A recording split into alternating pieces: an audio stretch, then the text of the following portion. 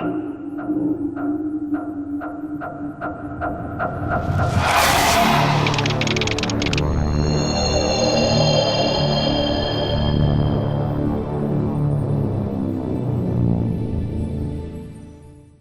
volume might be a little loud, so bear with me here while I get all the levels all synced up.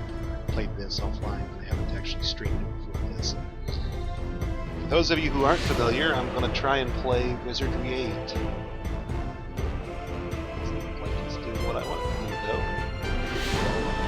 There it goes. Awesome. Those of you who are not familiar with the Wizardry series, this is a somewhat whimsical take on some really old-school game mechanics. So we'll be looking at stuff that harkens back to the original Eye of the Beholder and, you know, the original gold box D&D type rules. Lots of complicated numbers and, you know, complex character construction. It's possible to build characters who are total gimps out of the box if you know, go about it the wrong way. A lot of things that have been polished in modern games are still on display. All the warts of yesteryear are still present. And I'll kind of touch on those. But for my first time out on this game, I kind of wanted to do something I didn't really have a chance to do in an earlier version of Wizardry when I played Wizardry on the old 8-bit Nintendo system years ago. And I want to set up a hybrid affair. So we're going to run 4 hybrid caster fighter classes, and a 5th, which is a hybrid of all the caster classes, alongside a bard. So we'll be running 5 hybrids and a bard, basically. And the intent is I'm going to play the game pretty much from start to finish. Obviously won't finish it tonight, so this will be a multi-part thing that I'll be doing for a while now. But while Dwarf Fortress is in its current cycle of release, fix, release, fix, release, fix, so quickly, right now is not really a good time for me to start digging into it, only to find out that I'm going to have to be resetting my board every 5 minutes. So we're just going to let that one sit for a bit, and I'm going to do something a little different for the hell of it. So we'll start up with Wizardry 8, and I'll touch on things as I go, but there's going to be so much going on, starting with character creation. If you've got questions, ask, and I'll do my best to answer them. I don't pretend to be an expert or a veteran of the Wizardry series or of this game in particular. So, chances are good that we'll create something that's a little less than fully optimized. I'll try to do the skill grinding that I'll have to do in order to make this particular build work offline, where you all don't have to be subjected to me casting spells repeatedly and then resting in order to gain skill and crazy things like that. I'll touch on them when we skip between episodes, but I won't actually show it. It's going to be quite boring to sit there and watch me bash my head on the keyboard for an hour or two. But that's the kind of stuff we had to work around when we were back in my day, kids. So, let's get started. Now, this lets you create characters. In fact, I'm going to recreate versions of most of these, except for the Gadgeteer here. Pretty much from start. You can, and I'll go ahead and delete these guys because I can't create them in a heartbeat.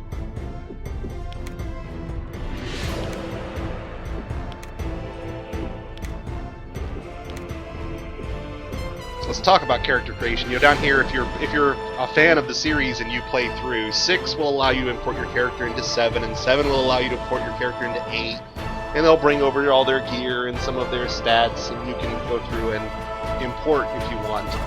I've looked at 6 and I've looked at 7, and I fear they might be a little too old school even for me in this day and age. It's very hard for me sometimes to go back and play the really old stuff that I used to play when I was a kid. I just don't have the patience now, or I've been spoiled on the more modern games, your choice. And 8 hits an interesting balance point between the older school mechanics and the newer, more streamlined sorts of gameplay. I kind of dug when I first started to tinker with this. I picked it up recently on a Steam sale and thought, yeah, this would be good. Let's give this a go. So let's talk about character creation. First off, that's the profession list, and all of these professions are theoretically viable. Some of them have, you know, upsides or downsides relative to one another. And for our first character, we're going to create a Valkyrie. Valkyries have to be female, and I want my Valkyrie to be a drag. Come on. because Dracons start off with the stats I want and have a couple of features that we're going to play well. A Valkyrie is a hybrid fighter and priest. And so let's talk about classes for a minute. Fighter, rogue, gadgeteer, and bard are specialist classes. Hybrids, lord, Valkyrie, ranger, samurai, monk are hybrids. They are and the mage, psionic, alchemist, and priest are the specialist casters. So these four down here at the bottom are specialist casters. Lord, Valkyrie, ranger, and samurai are hybrid fighter casters. Then you have monk is a hybrid martial artist and caster. Ninja and bishop are what they consider elite classes, meaning that they have the skills of 3 or more classes built into them. So that now the way that works is the specialists, your fighter or your basic mage, they actually advance faster and gain access to later abilities more quickly than hybrids do. And hybrids repay that favor by being faster to level and gaining access to things a little earlier than the elite classes. So for ours, we're going to be running 4 elites, or 4 hybrids, 1 elite, and 1 specialist. There's an array of attributes. You can right-click on any of these, and they'll tell you what they're for. If you're serious about actually sitting down to play this from the start, I don't recommend picking out the exact class composition I'm going to select. What I'm after here. This is actually the original Wizardry 8, supposedly. I don't know that the company that ported it to the more modern operating systems did any changes to it. It still says it's version 124. I'm thinking that all they've really done effectively is wrapped it in a DOSBox equivalent and then ported it forward. Theoretically, it's the most patched version available. There is no remake that I'm aware of that was ever done. The label on the front still says Surtech, and when you leave the game, there's still an advertisement for Falcon Northwest Computers.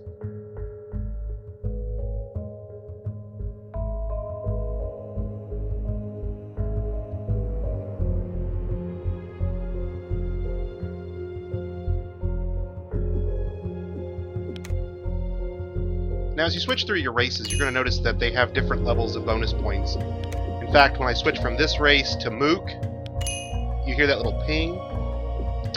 It's letting me know that the Mook race is particularly unsuited for being a Valkyrie, and they'll actually start off as an apprentice because they didn't have enough attribute points to actually meet the class requirements by default. That's not necessarily a problem. We're actually going to start off a character who will be an apprentice. Our dwarf monk will start off 15 points in the hole. Basically, for the first couple of levels, we'll have to carry him a little bit. But eventually, he'll become just a standard monk like all the others. The only difference is he'll keep his dwarven attributes and move on from there. Wizardry 8 is kind of unique in that careful play will allow the game to be completed with a single character. You need not take a party. I don't recommend it for your first playthrough, but you could do it. It's been done. You can take a party of 6 bishops, which is basically makes all of your characters the slowest progressing, weakest hit points, softest, squishiest characters at the beginning, and they all mature into nuclear weapon throwing, divine casters that can heal any wound and resurrect the dead, so they end up finishing really strong in the end game. As far as I know, any class composition can work. Some party compositions will be more difficult than others. As you get down to fewer PCs, it's going to be more difficult. As you get up to higher PCs, it'll be easier, but the game will actually take longer since it splits experience amongst your party. That even goes even further. If you recruit some of the recruitable PCs on top of your basic 6, you could have up to 8 PCs in your party. And splitting your XP 8 ways will mean that you're hunting, you're grinding, if you will, on random encounters. You'll require more of it just to level up. That's not necessarily a problem, it's just one of those things to be aware of when you're setting out to build your party. There are a vast array of Wizardry 8 guides. The one I would particularly recommend, let me see if I can find the link real fast so I can put it in chat for you guys. Hold on a second.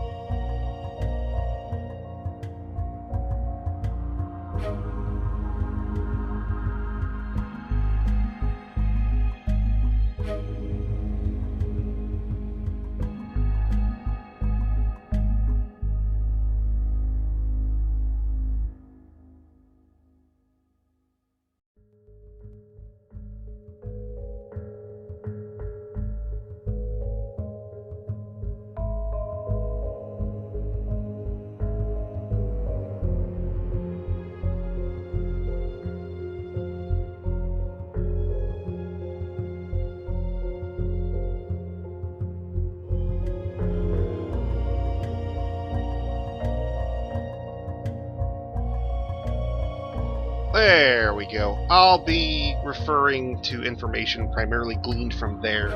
I poked through GameFAQs. I'm trying to avoid spoilers. I will confess to having played the game a little bit for the first 5 levels or so, up through the first portion of the monastery. Everything after the monastery is pretty much a total blank. I've done my homework, so to speak, but this will actually be my first time really actually playing the game, aside from small experiments to see whether certain class compositions would work and how they would feel. I haven't actually played it, so we're going to get to see it, basically from the scratch. Now, I have a class composition in mind specifically because I just had some neat concepts I wanted to go ahead and do. We're going to do a Valkyrie. Now, Valkyries are polearm-based frontline fighters, basically.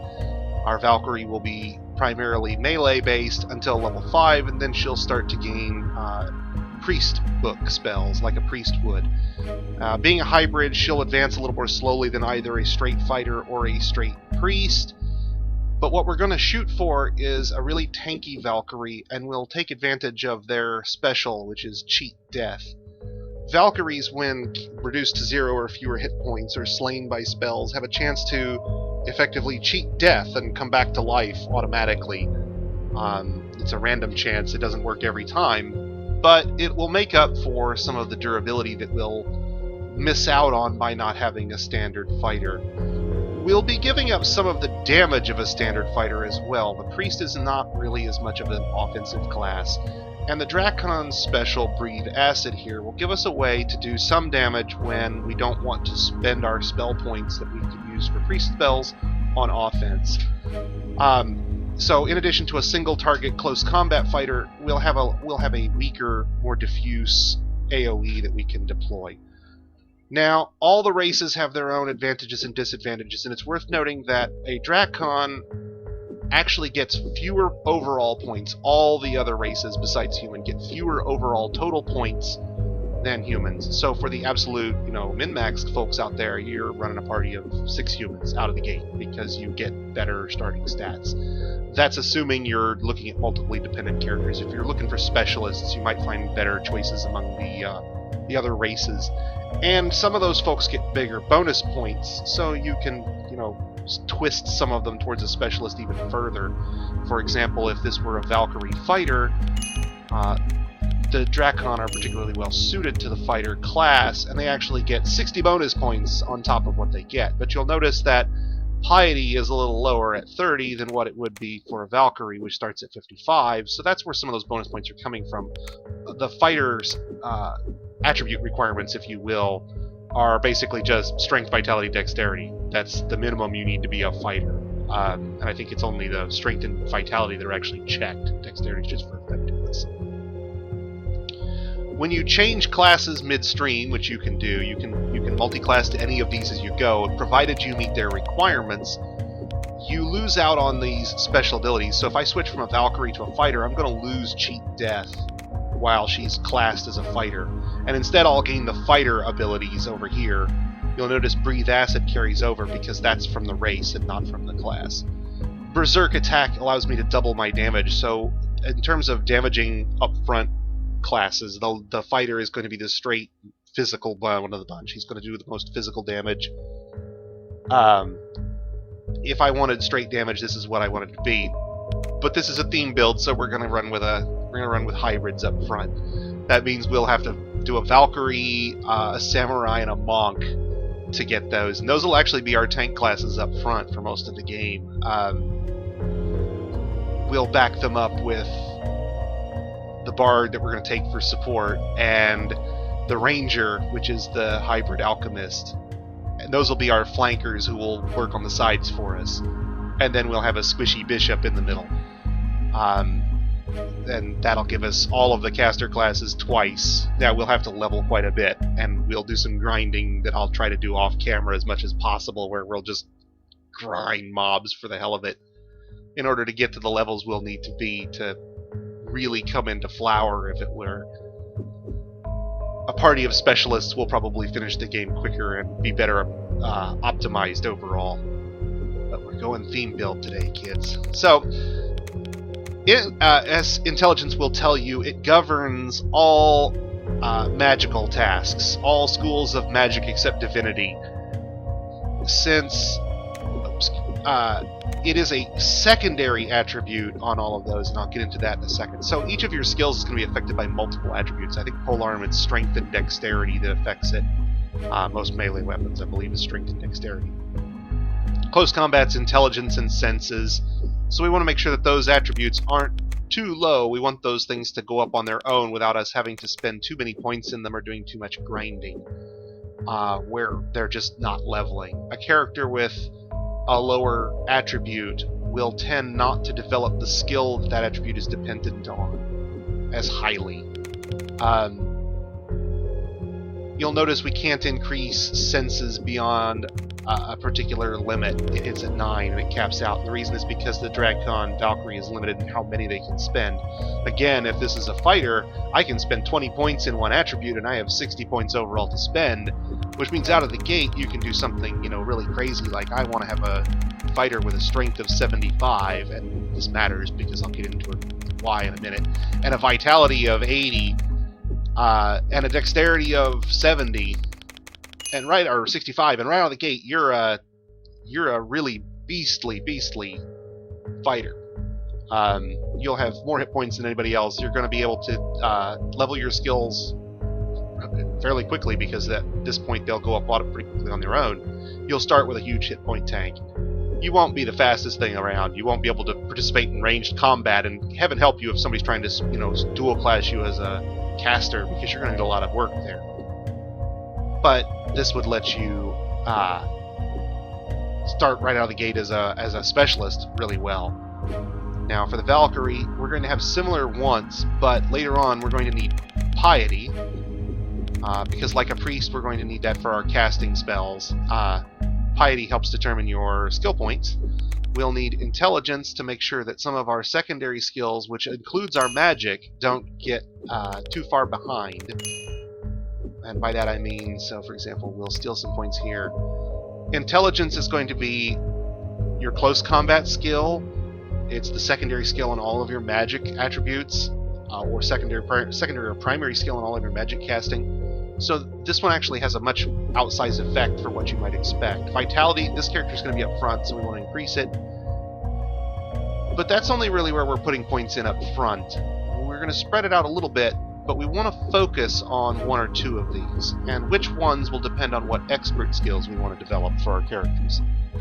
So this gets even deeper now, because now there's a level of hidden skills, and I'll get into the skills here in just a second when I finish this. I'm going to back this down a hair, and I'm going to put speed up, and I'm going to back this down a hair. So she's actually going to start out at the default strength, and I'm going to put dexterity up a bit. And the reason is we're going to not be able to focus on some of these. This character will probably never be a very good ranged weapon fighter, bows, slings, and so forth. We may give them one, but if we do, it's basically filler for when they're not doing something else. In order to get this character as an offensive caster, intelligence would have to go up quite a bit. So our Valkyrie is not really going to be a damage or offensive crowd control specialist unless we do a lot of work in intelligence to help those skills raise. But they'll be okay at the Divinity School in particular, because it's based on piety. So let's bounce over to skills for a second. You can come back, it's not permanent. You can always undo your changes if you want to look at what you're going to do. On this page you're allowed to spend up to 5 points in a skill and 15. This might be different for some characters. I haven't looked at it for everything, so I don't know if there's some that are different, but that's generally what you'll get. And typically you're going to want to have one weapon you focus on. In the case of Valkyries, it's going to be polearms because they get a 25% bonus on top of whatever we put into this. So at 13, they're adding another 25%, or roughly 4 points. This character's like a 17 out of the gate, and that's high, actually. All classes get some sort of bonus that they get for that class. So for the picking Valkyrie, for example, you get a free 5 points in close combat and mythology, and axe and polearm start off with a bonus as well. What I've read, there are no good axes. Every character class build out there says if you want to go axes, you're Well, not so much at min-max. I'm going to talk about some of the things I've read not to do because there's some gotchas. This being an old school RPG, you could specialize in things that aren't really good or don't have any, or that fade off, if you will, in the late game, and not realize you've built something that's going to hurt you down the road.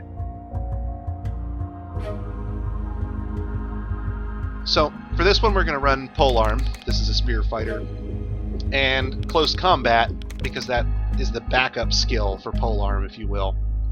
And you'll see Close Combat is determined by senses and intelligence, and Polearm is strength and dexterity.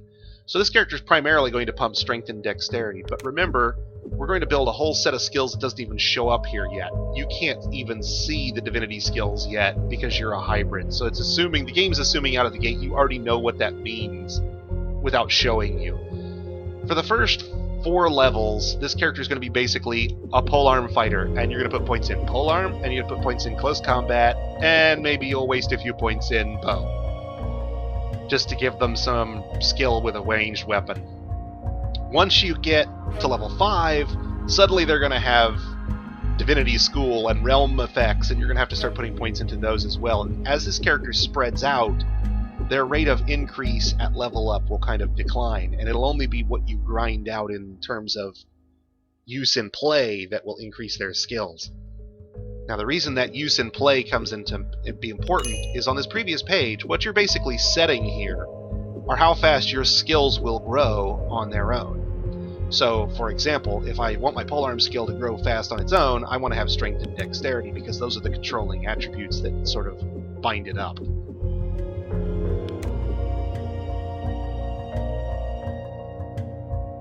Yeah, see, if you, in certain old school RPGs, and this is one of them, if you build a poor character, it's possible to gimp it badly. For example, if you built a Valkyrie and you specialized her in ranged weapons, you would be doing yourself a disservice. That character could probably still work, especially if you're running in a party, but doing a whole party of duds would mean you're probably going to outlevel the game quite a bit before you actually beat it. It's going to be an incredible grind.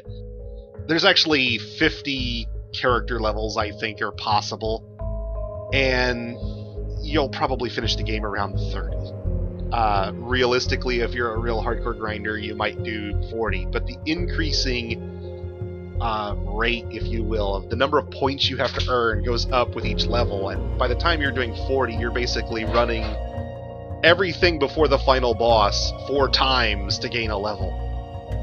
And so basically you're running the whole realm, teleporting back to the level, resting for a day in order to reset the encounters, and then you're running all the encounters again 4 times to go 1 level. So if you're thinking about a build that's going to go all the way out to level 50, it starts to get crazy. There's just not enough stuff in the game to kill to get to level 50. The amount of grind you'll do will be incredible. I don't even want to contemplate it. We're not going to go that far. So our goal is going to be to build functional and effective characters that probably won't see max level in everything, relevant to them. We're going to have them fairly specialized. Polearms, close combat, spells. That's it.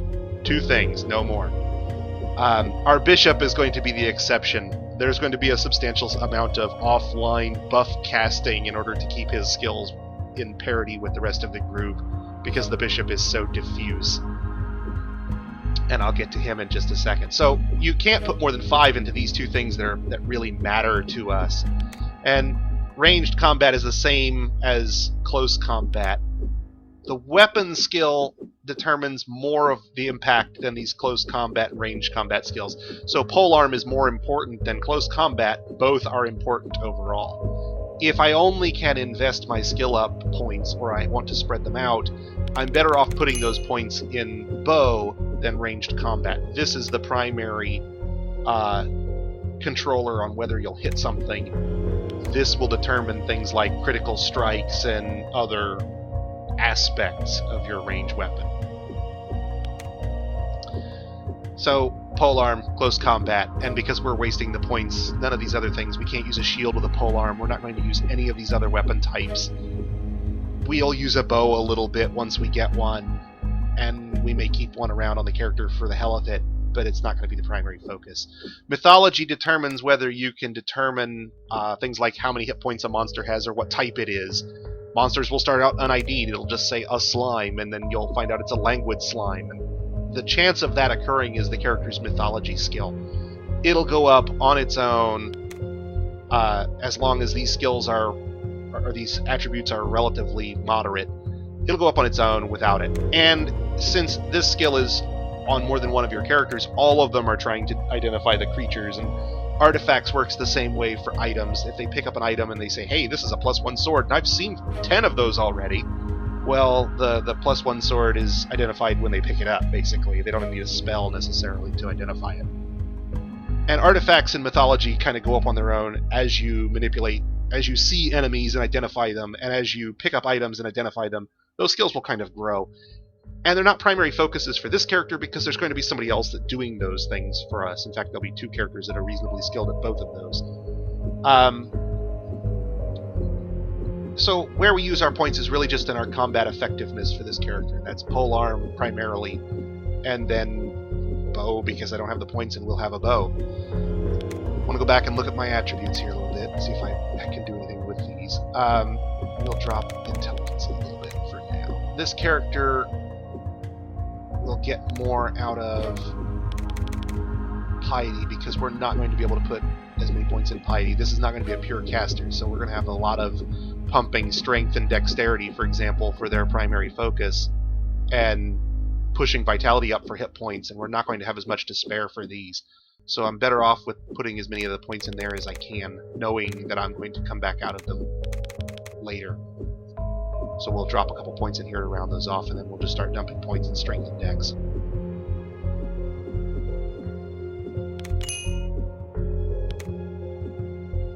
You'll notice that dropped our polearm skill a little bit here.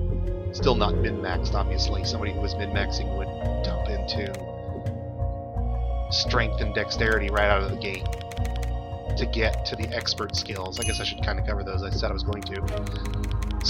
When you max out your attributes, so they can go up to 100. When you dump enough points in at level up that these increase to 100, some special ability appears in your skills table. There's a new set of power attributes that appears.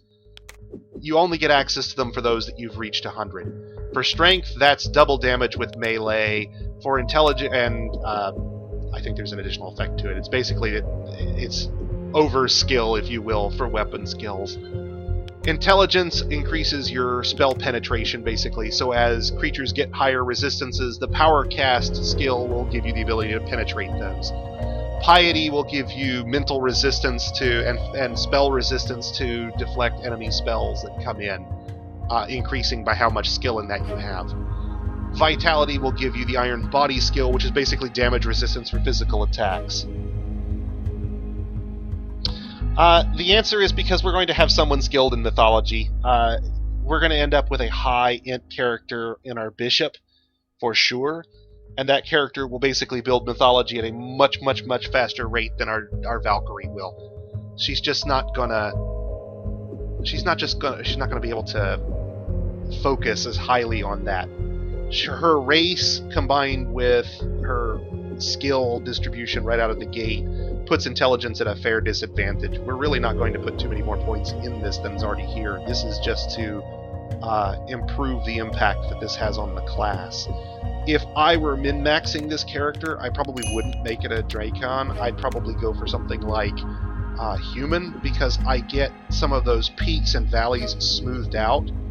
I get the same number of bonus points, but I could put those directly in here, and this character starts out 10 points higher than the Drakon does. You lose out on the acid breath, you lose out on a little vitality and strength and dexterity, but all of that's easily overcome, and this is a multiply attribute-dependent character. And if you flip through these, that's probably not even the one that's best. Let's see. No, it looks like there's 9 and 25 is all. So, in terms of if you're a min-maxer, you're looking at Drakon, you're looking at human, and you're looking at dwarf, who are the best for it. And the dwarf and the Drakon both start off with abysmal intelligence, so they'll tend to be more physical casters. You can theoretically do any of them. I strongly would recommend not doing a fairy. Valkyrie is a class that's a heavy armor class, and fairies can't wear most of the equipment. So if you're looking for the I want to really challenge myself, build it into being something like, 6 fairy fighters or something. I'm not even sure if you could beat the game with that, but you could try it. Maybe by classing them into rogue for a while and building up stealth to get free armor out of it. Something crazy. But this is theme, and we're doing it. So this is strength. I want to pump intelligence because I won't be able to really put points into this later as much. Intelligence will control offensive magic, and we're going to try and avoid offensive magic with this character. This character is a buffer and a healer, and primarily they get some benefit from this in terms of how it affects their skills. It'll reduce my grind, basically. Speed is important for increasing initiative. This is a turn-based game, so you're going to see that come into play. Okay, so we get to pick our voices here.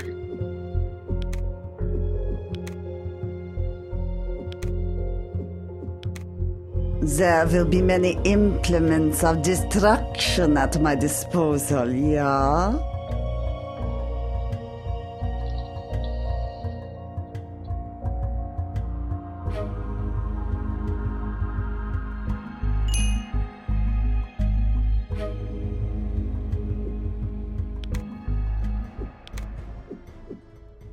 Now let's swap over to an even more complicated one, just for grins and giggles. Let's go ahead and build the bishop we're going to build. And there's 2 choices really for your race if you're going to build a bishop. And I don't recommend it for your first time. Everything I've read says this is a terrible idea and I'll regret it. But we're going to try it anyway. Bishops are effectively every caster class in the game rolled into one. They don't get the abilities of all of them, so they miss out. For example, if you look at what a priest gets Pray for Miracle and a divinity skill bonus, and we don't get those. They get a different set of these. Bishop and priest both get the turn undead ability for what that's worth. Psionics are fearless and immune to mental conditions like insanity, the turncoat spell that will make you turn on your friends. Wizards get a bonus to all resistances. You only get those while you're the class in question, so our bishop won't get all of those. But all of the skills and spell books of those classes are rolled up in this one, so effectively a bishop can learn every spell in the game and theoretically cast them as highly as everyone else. In reality, that probably won't happen. We'll specialize primarily in one, and we'll use the others for their particular spells that we want. And I'll do a lot of grinding, basically, to make those off-class spells work for us and not fizzle all the time. Now, as a primary spellcaster, bishops are multiply attribute dependent. So intelligence, piety, dexterity, and senses are the attributes for their casting classes. Intelligence is the most important. It not only affects every magical school except divinity and all the realm skills, fire, earth, air, water, etc., but intelligence is also required to reach the power cast ability that will allow us spell penetration. Since this is going to be probably our primary offensive spellcaster, having that is going to be vital for us. We're going to need that on this character to be effective. Piety controls our number of skill points, and so right out of the gate we're going to pump that one as well. Now this character is terribly weak. You're not going to do much with a ranged weapon at all. Remember, it's dependent on dexterity and strength. We'll give them a ranged weapon so there's something to do when they're not burning spell points, but we want them casting as much as possible, basically, so that their skills are going up. Vitality is our hit points. This character only has 7. This character could be killed by a large house cat. That's not a joke. Unfortunately, we're going to have a lot of stats to pump if we're going to be focused on our skills. So I do want to put some in here. Vitality is basically every 8 points gets you another hit point. Each point of this is 1/8 of a hit point at level up. So, and it's not retroactive. So if we pump this later, it does us no good whatsoever. So we're going to pump Vitality up front. just to get this character more hit points later on. A few would make the difference for this guy because he's so weak. But once we start leveling up, it's going to be, dexterity, piety, dexterity, piety, intelligence, and senses, and not in that order. Intelligence is going to go to 100 first, and we get to decide what we want for the others. Dexterity would give us, if we pump dexterity to 100 as well, that would give us an increase to our armor class and better attack rate, basically, for our things, as well as improving one of our schools of magic. And piety would give us more spell points to play with, so we're going to have to pump that. And now you're looking at all these different ones. Senses gives you ranged attacks, so having that at 100 is not going to be as important for us. Piety would give us mental resistance. That would be really nice to have. And the two, intelligence and piety, both bind onto our spells. So these are probably going to be the ones that will develop the most. Dexterity will be right there with it because we'll use that for our alchemy. Psionics will get left a little bit behind because although we'll grind it, it's not going to be as overall effective in terms of how it will go up on its own. So right away you're starting to see that as you spread out these attributes, it controls the skill rate, and the slower your skill rate goes, the more grinding you're going to have to do just to keep your skills up.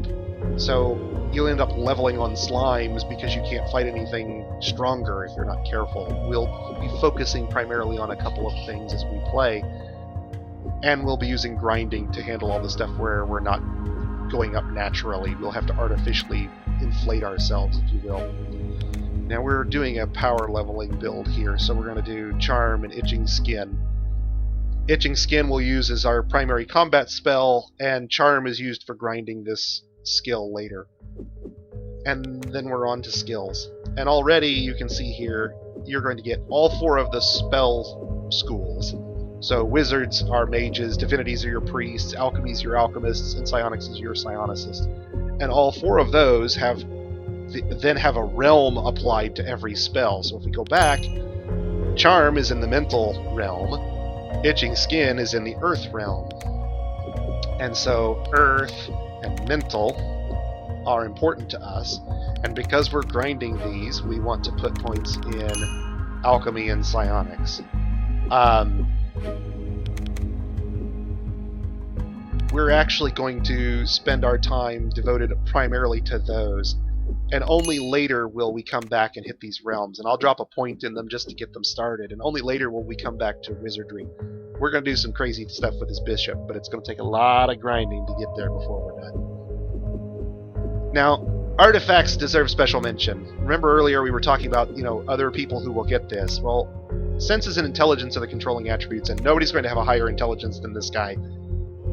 His senses skill out of the big gate is already 55. He's probably going to hit the highest levels of mythology and artifacts just on natural progression alone.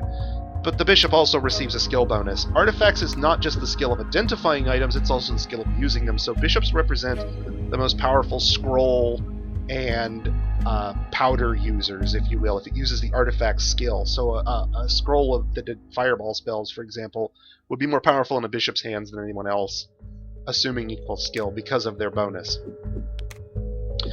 Throwing and sling is our only ranged option for this character. All the rest are close range options. Now, bishops can wear armor and carry shields, but their low strength will make it very difficult for them to do so effectively unless you put points into it. So if you want to armor your bishop, you're really going to have to even spread out further, and now you're starting to get crazy. We'll be putting some light armor on our bishop, but you'll never see this guy in plate. He's never going to make it. Powder like sneezing dust and concussion dust, and basically it's a spell cast in a box, and they stack. So your characters can carry a certain number of them into every combat if you replenish them between combats from the party inventory. We'll get into inventory in a minute. This character will use a sling, but it's never going to be a primary source of damage because this character is simply not going to develop the sling skill very quickly on their own at all. Artifacts, they get a bonus out of the gate, and their abilities are good. This character will have a reasonable dexterity, but their strength is in the toilet. It's like 35 to start. Again, if you're really looking at it, bishop, you get a bonus from your attributes, remember. So human is multiply attribute dependent. My skills overall are a little better, but my peaks are a little lower and my valley's not quite as deep. I get fewer bonus points per attribute. So, for example, I can hit Piety 62 with a human bishop out of the gate. I can hit Piety 65 out of the gate with an elven bishop. Not only do I get more bonus points, but I probably started higher to boot.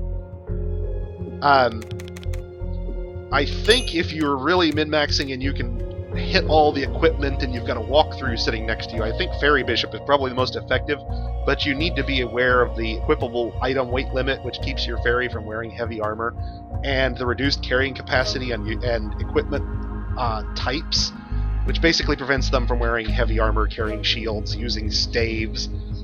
They're limited to specific equipment of their own type.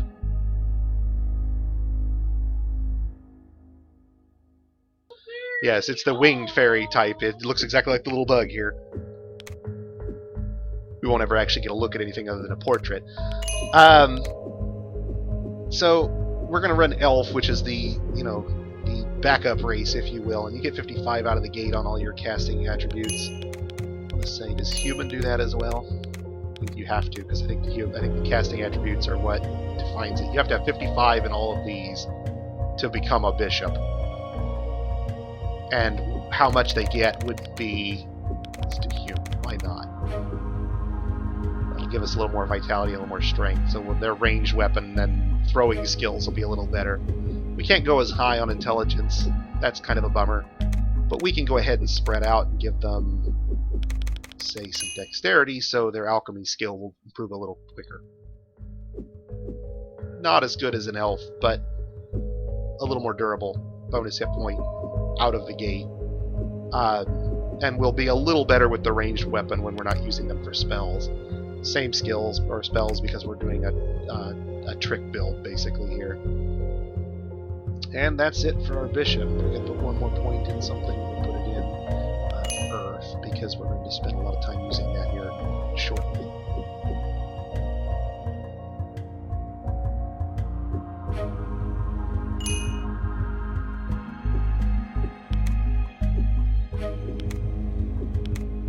You're going to need someone of my superior intelligence. Some call it ego, but I call it talent.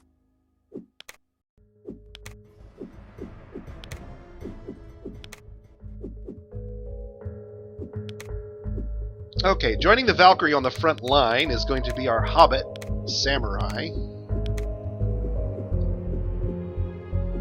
And the Samurai is a mage fighter hybrid. That gains the ability to lightning strike, allows them to attack 4 times with a weapon, their primary hand weapon, in one round. And they get critical strike and sword and close combat and dual weapon. So this is a 2-weapon fighter in moderate armor with mage spells to back them up. They'll fade off as pure tanks a little later because they're not going to have the sheer armor that a Valkyrie or a fighter would have. But that's okay. We'll be able to maintain him through most of the game as a primary tank. He'll have decent vitality. His piety is going to be terrible, so some of his spell skills won't go up really quick without artificial grind that I'll have to take care of. It's going to be a lot of offline work for me to keep up. We'll pump strength and intelligence and dexterity. And the reason we're going to pump intelligence is the samurai school is much more offensively oriented, and we'll need power cast to truly be effective. So later in the game, this guy's going to fade off as a tank because his vitality is not going to allow him to tank quite as well, and his lower armor class are not going to allow him to tank quite as well as the Valkyrie will.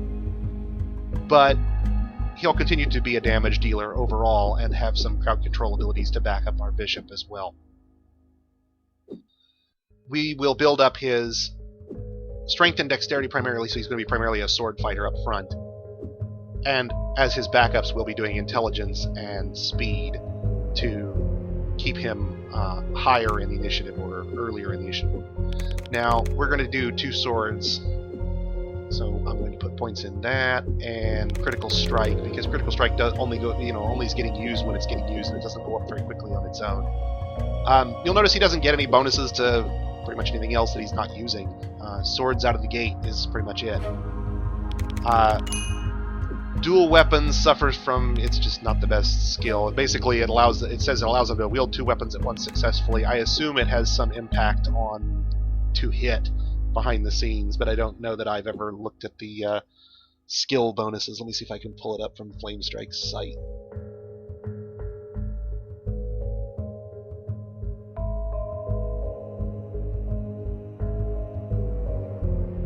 Oh, I'm going to find that attributes thing again. Oh, I'll get to it later. Okay, so there's our primary sword fighter. Now let's see, I like this portrait.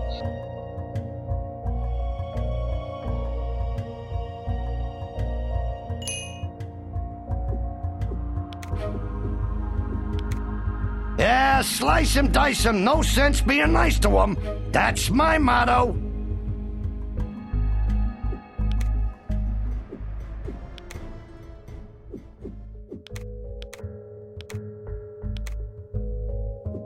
Now, I have to build a ranger, and I haven't done that before, so let's back up a step. I'm going to show you one thing here real quick.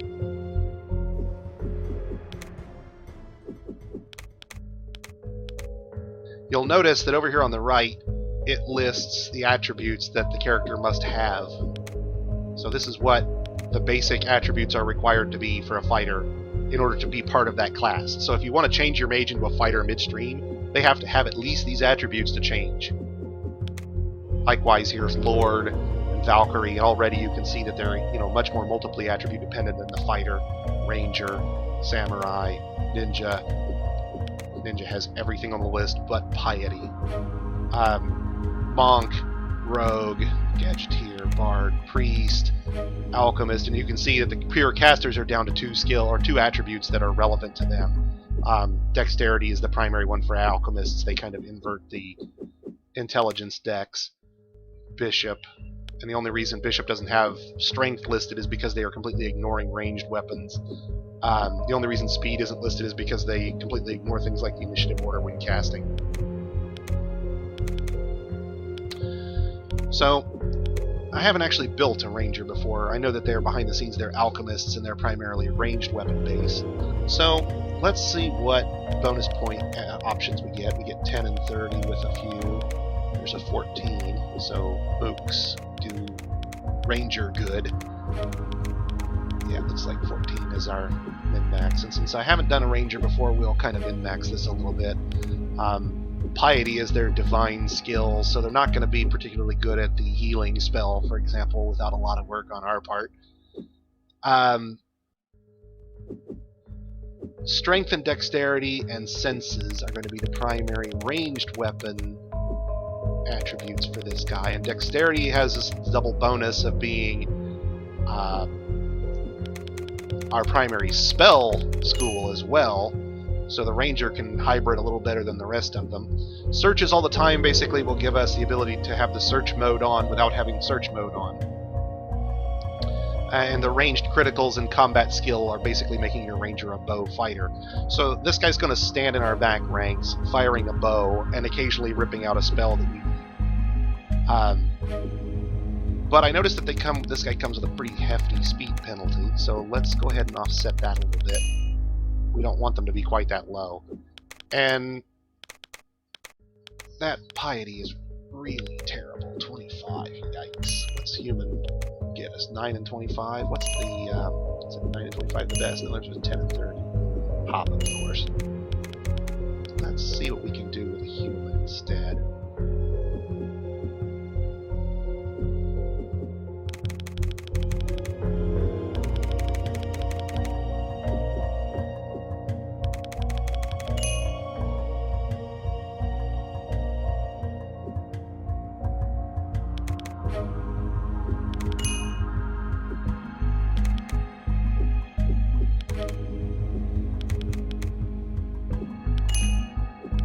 Won't have as many spell points because piety controls those, so that's kind of a bummer.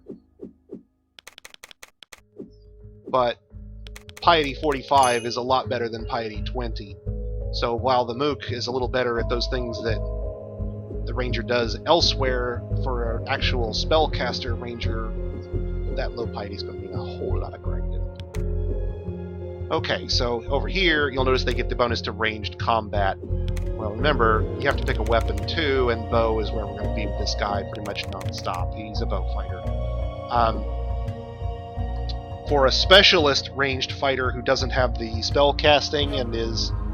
Yeah, Mooks are basically like Wookiees Ewoks. I was going to show him a Mook in the intro. I'll mention it before we go in. You could do a modern weapon ranger, a gun ranger, if you really wanted to, but that modern weapon is really better used in the hands of the gadgeteer. They have a gun that they basically start with that they continually upgrade as they get more advanced, that eventually becomes this, all-encompassing range weapon. Scouting is the ranger's detection ability for us, and that's a neat backup for us out of the start when we don't have anything else to spend it on. There's not a whole lot else here I'm going to really do with a ranger. Theoretically, if I have my ranger tanking on a flank, I'm going to want some points in sword or shield, but our goal is really to keep him off the front lines if possible, so we're not going to start developing those right out of the gate. We'll need the ranged combat, and I'll go ahead and dump some points in scouting just to get it started, so that it'll start succeeding more on its own.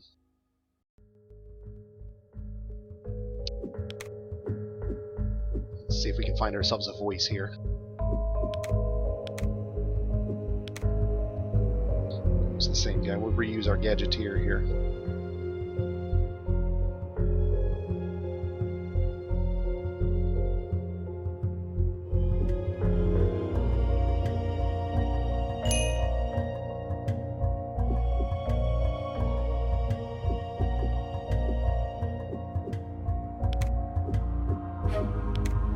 I would be honored to assist your brave band in its explorations. That is, I'd like to... That'll do. Alright, so priest, mage, alchemist, we still need our scion, and this is where we get into theme here. I'm going to do something a little different. This guy's a monk, dwarf, and you'll notice bonus points are in the toilet. This guy starts off and he can't even manage the bonus points for necessary to meet the class requirements. So his dexterity is below where it should be, his speed is below where it should be, his senses is below where it should be. Some of his other attributes are better, but he's missing all these points. And basically what that means is, for the first 3.5 level ups, you get 6 points per level up. So this guy has to go 2 level ups completely on autopilot. It will automatically put the points into the things he's supposed to have had in order to be a level 1 character. And he'll basically be a level 0 monk while he's doing this. So he won't get some of these other advantages. He won't get his critical strike skill, for example, properly. He'll start off weaker for the first few levels, and he'll kind of have to be carried a little bit. But later on, when he hits level 3, he'll get those 6 points again, and he'll have only 3 left to spend, and it'll auto-spend those 3, and it'll give me the other 3, and at that point he picks up just like a regular character would be from the start. He'll start off with some of these other attributes being a little higher, so for example his piety is a little better, but piety doesn't help a monk except in terms of spell points. You're primarily a dexterity and strength-based class. So if I back out here...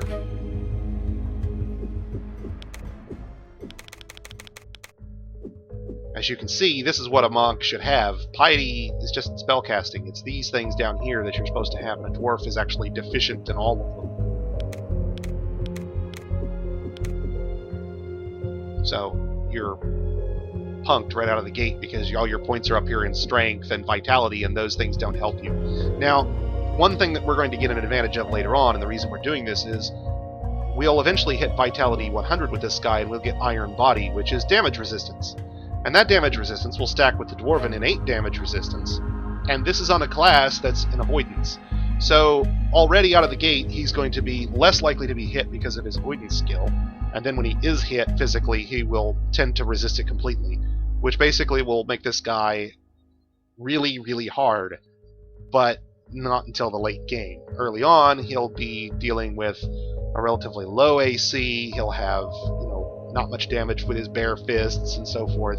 He'll kind of grow into the role, and he'll need to be carried quite a bit right at the very beginning. Not a min-max choice here. You can see his martial arts skill and his stealth skill are capped out much lower than than the Valkyrie's polearm skill was, for example. So even though that's his focus, it's already another 9 points. It's 4 points below what it would have been to start. This is not a min-max choice. As before, we'll raise critical strike. Close combat will go up as we fight, and critical strike will only go off when it triggers, basically. So I'm kind of going to pump that one a little bit.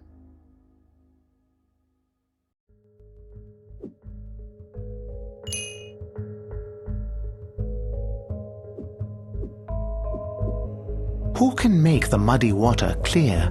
Let the water be still, and it will become clear on its own.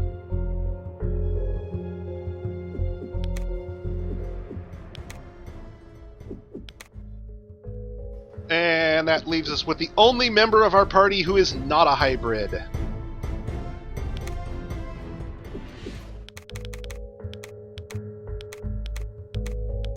The Bard class is a specialist. I would make your Bard female. There's a min-max reason for that, but Bards are basically stamina-based casters limited to a spell selection that comes from their instruments.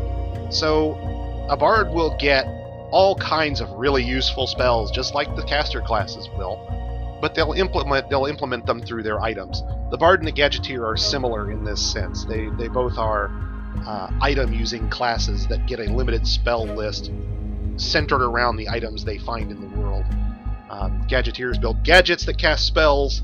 Bards find instruments that do the same thing. So we'll be using our Bard primarily to play music, and the music will have an effect on our opponents or on our party.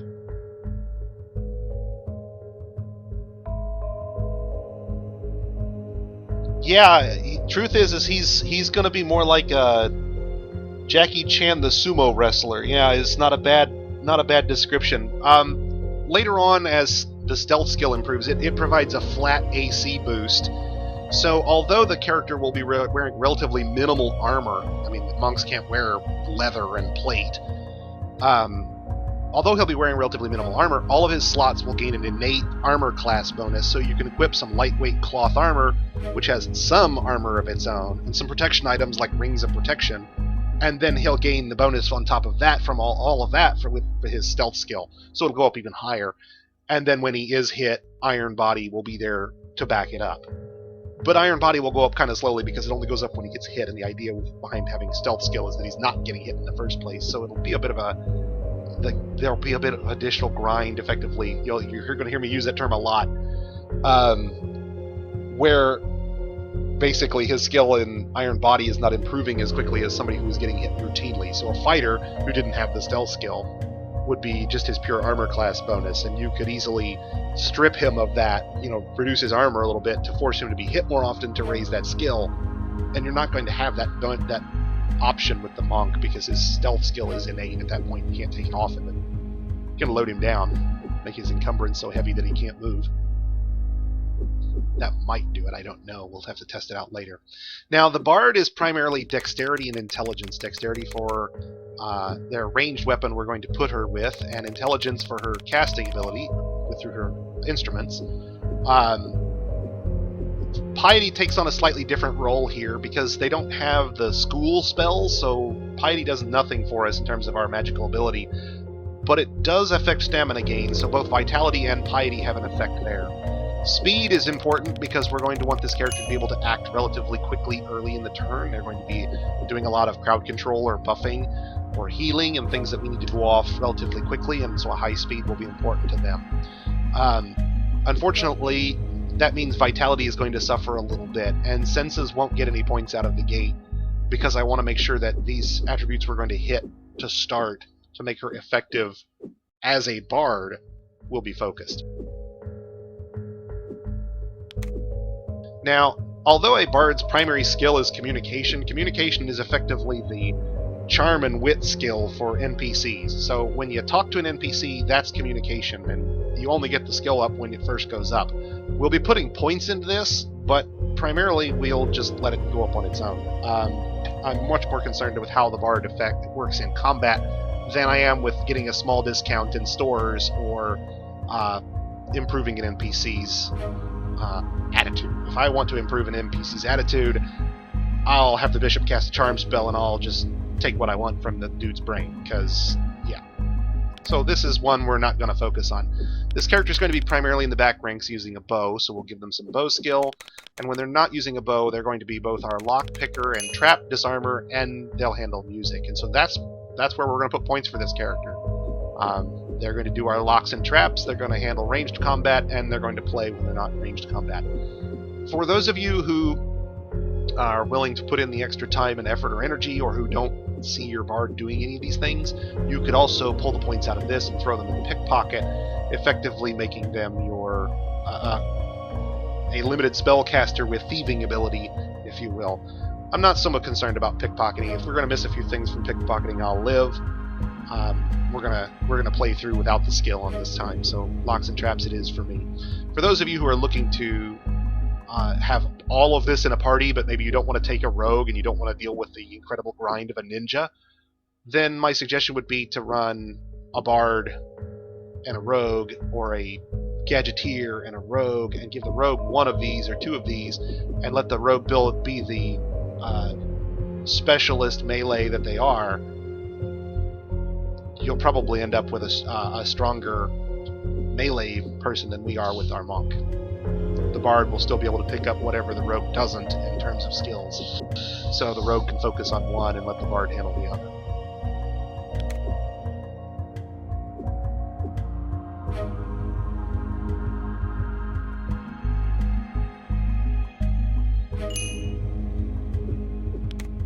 Sure, darling. Just leave it in my hands. I have loads of experience, believe me.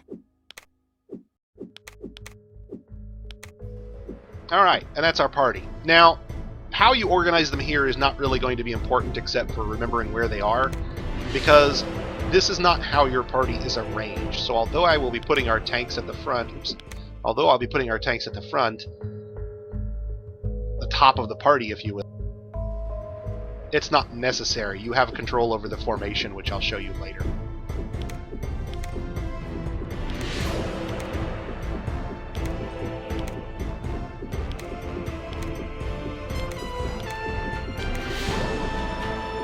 And there's our party.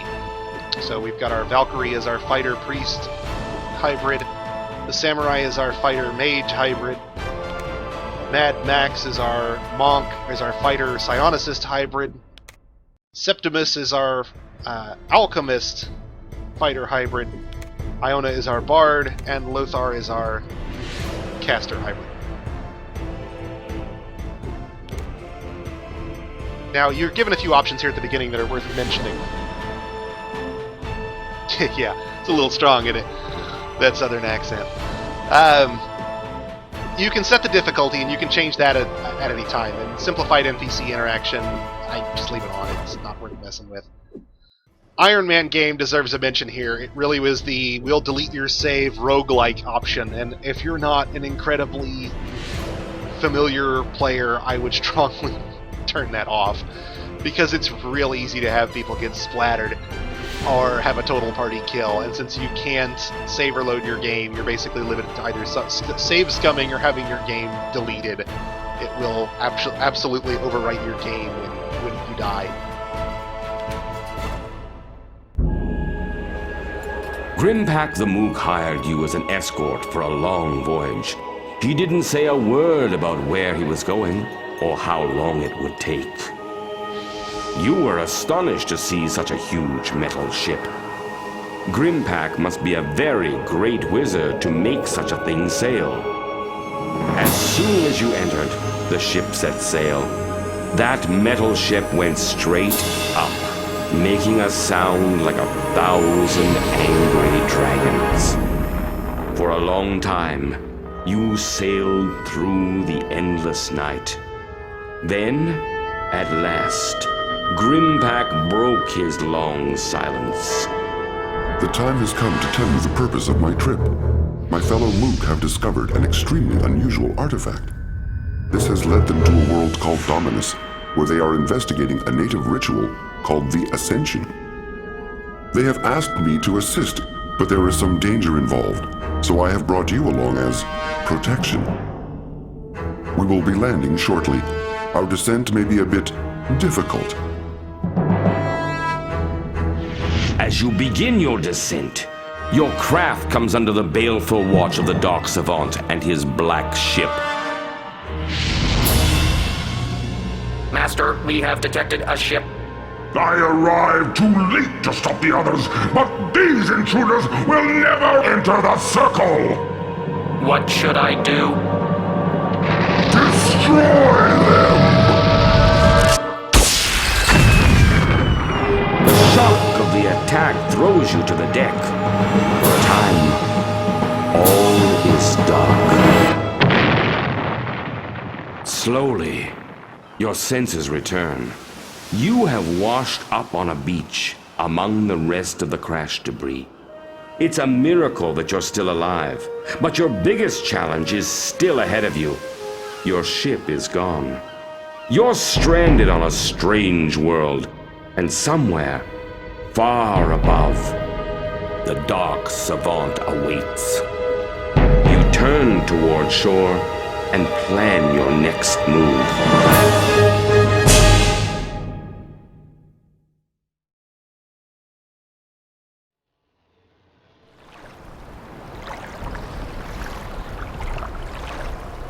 Right then. We need to have a plan to deal with this situation. First order of business is to scout the area. After that, we need to find one of the locals and determine where we are. Okay, so I have to combine that key.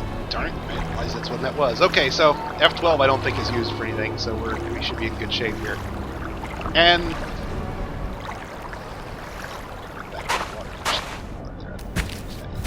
okay, so all right over there's a crab. You can see it moving right there. It'll tell me it has 9 hit points, but I haven't identified those crabs yet, so I don't know what they are. The mythology skill will allow I see you to something identify moving. those. There's one of my characters spotting, and you can see a radar down here. There's an item and some crabs on the other side of where that chest is over there in the distance. And there's an item up here behind us, which you can see right up there on the waterfall. Those crabs in the water were moving around, that's the moving yellow dots. Now, the way this works is these guys are neutral. If they're neutral, they'll stay neutral until I get close enough to them for them to attack, and then they'll decide they don't like me. That doesn't apply to NPCs, but that's how animals do it. This chest will take the inventory. And now a discussion of inventory. Alright, so we're back to old school RPG here. Everybody's got encumbrance, which is literally raw weight. They're only allowed 8 slots of personal items that they can carry on top of their 2 weapon sets and, you know, rings, cloaks, etc., etc., etc. The graphics are actually pretty good given the game's relative age. It is kind of impressive. If you're a fan of Morrowind, like retro gaming in general, this is not a bad one to take a look at. Just keep in mind it still hails from the age of the hardcore, you know, Dragon Warrior-esque RPGs. Alright, so we picked up items, a long sword here, we don't know what that is. We picked up some arrows, which we don't know. Our bishop can't use any of these. You see they turn red if I put on him. All of our guys came with a set of starting equipment based on their class, and that's what they've got. We've got starting equipment and the stuff we just looted out of that chest, and that's it. We have nothing, no stores, no support network, nothing. So, let's talk about what we're going to do. Mad Max here is a bare-knuckle fighter, so I'm taking his weapon away. He can use the shuriken for now, but I don't want to waste those too much. So we don't want him to have a ranged weapon attack at all. I can take him away. We're going to give him a sling so that he has a ranged weapon up front, but we don't have a spare sling at the moment. Iona is carrying her only one. And this guy is never going to use that stick. So we'll give him the sling. That gives him something to do when he's not casting spells. And this first sling we'll give to Mad Max because it's the only ranged weapon he can use that isn't a throwing stars. And we won't have enough of those to go around. Our ranger already has a bow, but now he's got some backup arrows sitting in the party inventory. Our bard has her first instrument and her sword. Our Valkyrie has her spear and nothing else. Our samurai has his swords and some basic armor. That's it. That's all we've got. The quarrels are for crossbows. I don't think anybody here... I don't know these folks using alternate weapons, really, because I want them using their main weapon only. Alright.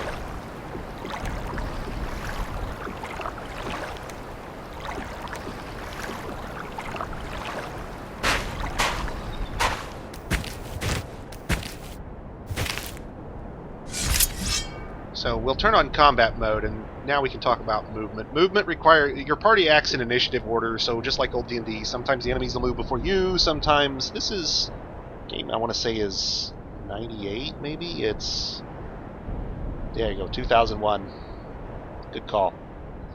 So this is Morrowind Half-Life era, if you will. This is the graphical fidelity of the age. It only goes up to like 800 by 600, so it's pretty stretched out on my monitor.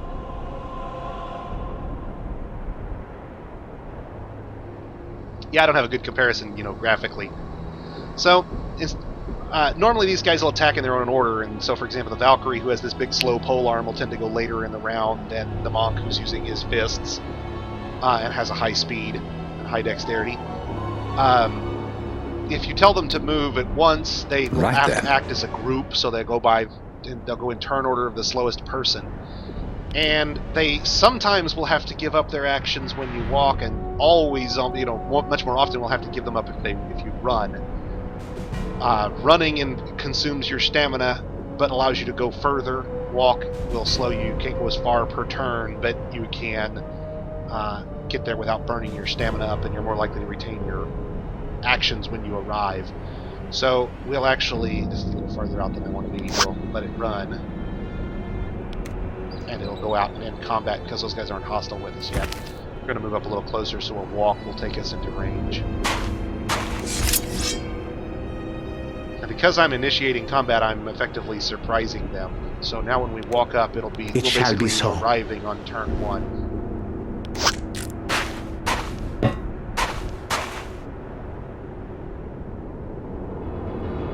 Okay. Taken care of. It shall be so. Understood. Too far, sugar. Right then. Alright, now I've told them all to attack. You can't really see it under here. There's a little pip above their head in their color, so there'll be a red pip for the Valkyrie and a purple pip for the Monk on their target.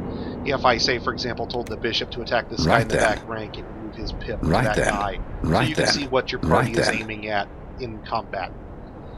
So now the crabs are hostile. Round 1 ended because they were surprised, and we spent the whole round moving. But that got us into melee range, so now our folks can do something useful, like hit something. Our bard, however, doesn't have anything except her instrument at the moment, because she can't reach with her sword. We're going to discuss formation, but that's next on my list. With pleasure. So I'm going to have her use her instrument. And I want the bishop practicing his spells, so even though this isn't really necessary, I'm going to use the spell on these guys. And this is a cone, so it's going to hit all these folks in front of us. And then we'll let the combat play from... Now you can turn this on continuous mode, and it basically runs the turns automatically, and you can play it in phase. Sleeping enemies take double damage, so that sleep spell just annihilated our crab for us. Samurai hit it. And we that's win, the fight. Naturally. Yeah, it's alright. People logging on and off is all you're going to see. Now, there's a spot across the lagoon there, but there's some tougher enemies between us and there. These crabs are not the ones I'm worried about. These guys are the same as we just fought. So these guys aren't now. Now you'll notice I didn't initiate combat. I just got so close to them that they went hostile. And so they're going to effectively move at the same time we do this first. Taken care of. If they move close enough, we may not have to walk at all because they'll move right up into our melee range. Some enemies have ranged weapons or spells, and they'll stand back and use those. We have to push up just a hair to get real tight on them. And now we'll have all of our attacks. But you need to be aware, enemies that are a short distance away can still move up and attack the same time. So enemies that are close by can come in very quickly. An extraordinary triumph. Now earlier we were talking about, leveling rates, so let's bounce off that for a second. You'll see here the bishop needs 1,600 points to go up a level, the bard only needs 1,000. That difference will be magnified level upon level upon level until eventually the bishop is needing like 2 billion experience to go up one level, and the bard needs like 500,000, some ridiculously low number. It's much less, 5 billion maybe. Our bard will effectively out-level the party. Our bishop will trail behind, and these four will level at the same rate, so they all need 1,400 per level, and that will increase at the same rate. So our bard is a specialist. We have four hybrids and one elite character class. Ninja and bishop both level really, really slowly. The bottom right radar, yes, party formation. So let's talk about this for a minute. When I built these guys out, this was the formation it basically sets up by default. So here's our Valkyrie, here's our Monk, here's our Samurai. They're all in the front quad. If an enemy attacks us from this side, it will move into this quadrant effectively because we don't have any in it, and it can attack the squishy people in the middle, which is bad because the bishop has like 8 hit points and that's terrible. So what we really want to do is move these guys out on the flanks. Ready and willing. But you'll notice now when we do that, they turn to face that flank, which means that enemies that move in, like right here, for example, get close enough they can attack this guy from the side. Back flank, center, outer area, basically, divided up. It's your formation. So later games like Neverwinter Nights would allow you a custom formation. This is your custom formation. You can change in the middle of a battle, the same as you could there, but it will take effect at the end of a turn, basically, instead of in the middle. And I'm not sure you can walk, change formation, and still have a prayer in hell of attacking anything. Before I move on, that's kind of a brief topic. I've seen, for example, a formation that I've used briefly when I was tinkering that puts your squishy characters here in the back and then spreads your guys out like this to give you maximum coverage left to right of your party. Enemies that approach on the flanks. So basically to get behind your party, something has to be clear around behind us at like 235 degrees to center.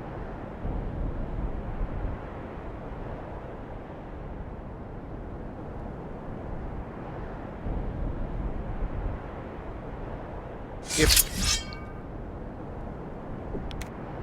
really going to have to rebind that key. It's worth noting that the formation changes you make in battle are temporary. They go away at the end of the battle. The formation changes you make outside of battle are permanent and will stay until you change them again. So if you want to set up a formation, you do it outside of combat. If you want to change to a formation to adapt to some circumstance, you can do that in combat without having to worry about your formation getting screwed up. Now, although I have 3 characters in the back rank, the Bard and the Ranger are going to be a little less squishy than the Bishop. And so in the event that we start to get outflanked or surrounded, I'll move these folks out on the flanks in order to cover them and keep people from getting to the, excuse me, did that backwards. You bellowed? This guy on the flanks. You bellowed?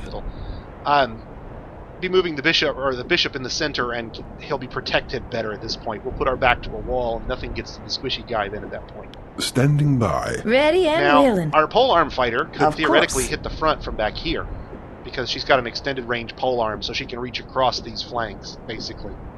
She could not be here and still reach something clear out on the other side. She can only reach one away. In order to go across the party, basically, you have to be dealing with ranged weapons or spells. Ready and willing. Of course. Order within this, as far as I know, does not matter. Any Wizardry vets out there who can confirm that or deny that for me?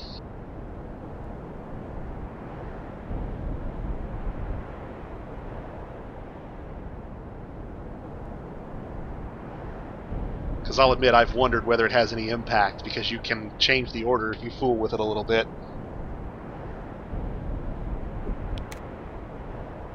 In games this old, sometimes that stuff is, kind of hidden from the player.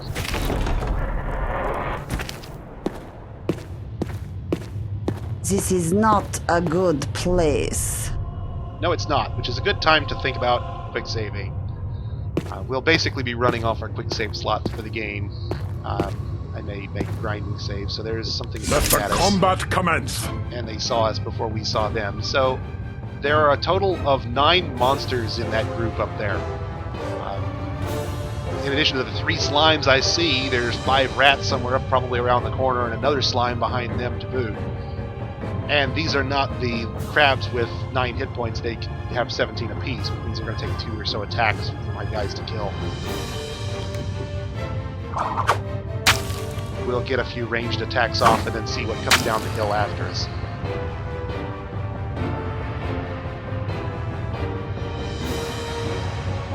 Yeah, this is not like modern games that have moved away from the statistics and away from the numbers. This is very much a game of its era. So there I see the rats starting to peek around the corner. It's very much possible for us to get encounters we cannot win right out of the gate. That just would totally annihilate us. This is a lot of mobs, so we may back off to the door and fight them there.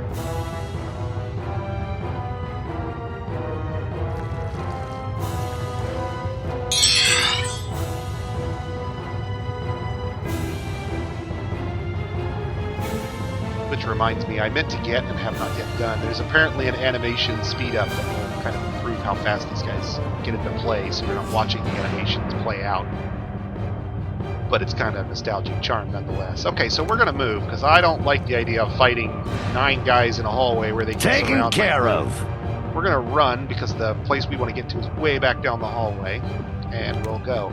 And what'll happen is these slimes will get their chance to move up, but none of them I don't think will be close enough to actually get an attack off. They're just going to get into range, and we're going to hold them out of range once they arrive.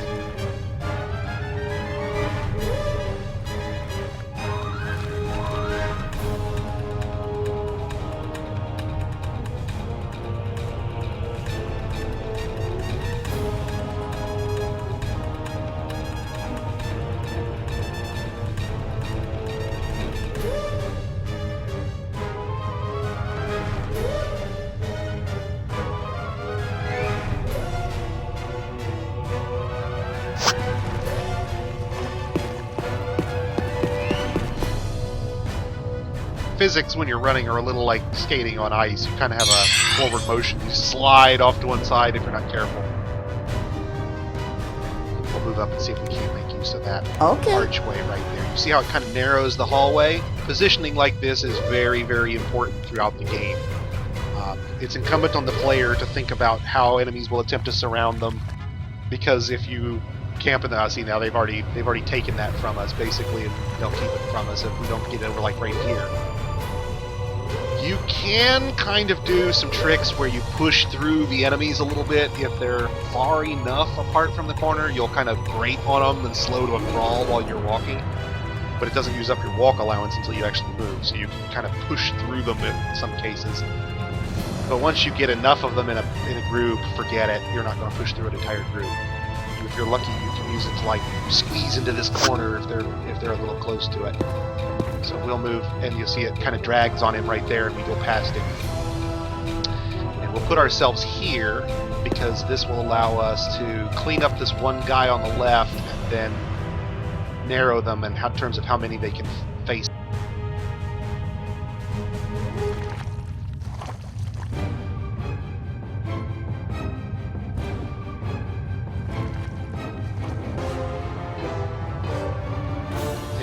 To, we can run down the hallway all the way to the far end and duck through there.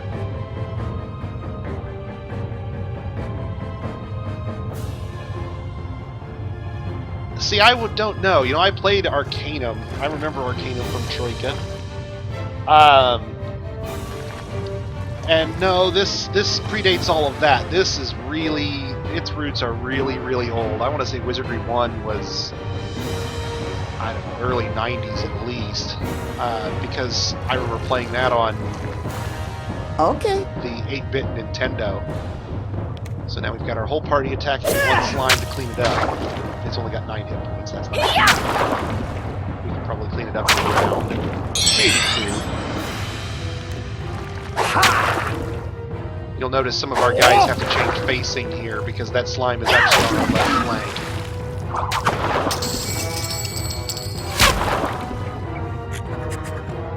flank. So if you think of this wedge here is basically center out to the edges here. And so stuff that gets way down here in the corners is actually going to end up being is actually going to be standing beside you.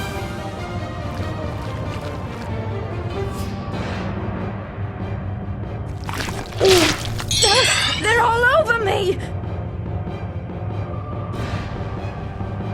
See, I didn't like Shadowrun Returns, the first one, but the one they came out afterward, Dragonfall, was fantastic. Much better storyline.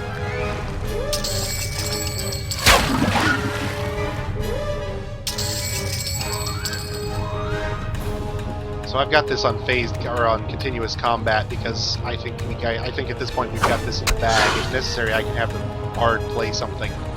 But I think this is probably a done deal. The rats and slimes just don't have that many hit points. They're numerous, and they can do a lot of damage to us if they surround us. When they're forced to come out of this hallway in one and twos, we can pick them off. So see, our samurai is dual wielding these 2 attacks around right now out of the game. Potentially more later.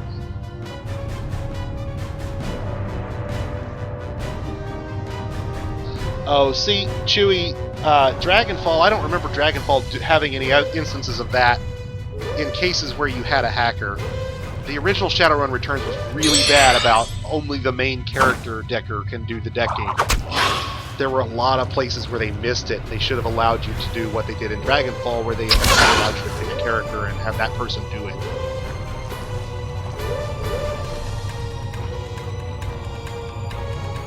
I understand why they went back and re-released Dragonfall as the director's cut, because it was good and you could feel how it was shorter than it should have been.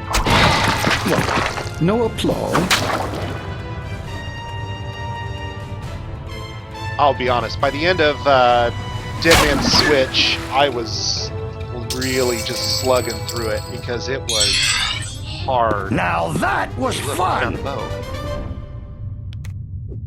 Ready and willing. Here! And you'll notice the question mark has disappeared. That means we've identified it. This is a short bow. It's a normal bow, short bow. So we'll go ahead and have Iona equip that, and then we'll take these arrows here and put them in the outer. Notice this is in the outer, that's in the outer. So she has a sword in one weapon slot with a blank opposite it, and then her bow and arrows in the other slot. So if you come out here and pull her out, you can switch weapons here. We want her on her ranged weapon, and that's what we needed. We needed to have her on a bow. So now she and the ranger will spend the rest of the game shooting aims with arrows. The ranger will eventually become really good at it, and she'll basically be ranged support primarily here for her music.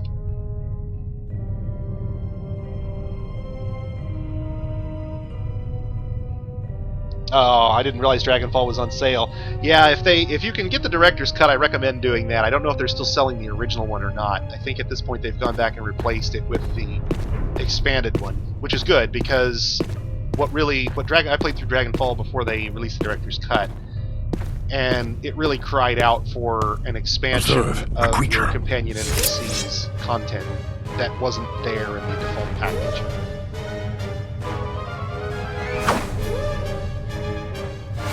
Now, as before, what's going to go on here is I'm going to spend a round basically letting these guys get ranged attacks in while these bats advance on us. On later enemies, we'll have to charge in to get the melee involved, or we'll stand back and use magic instead.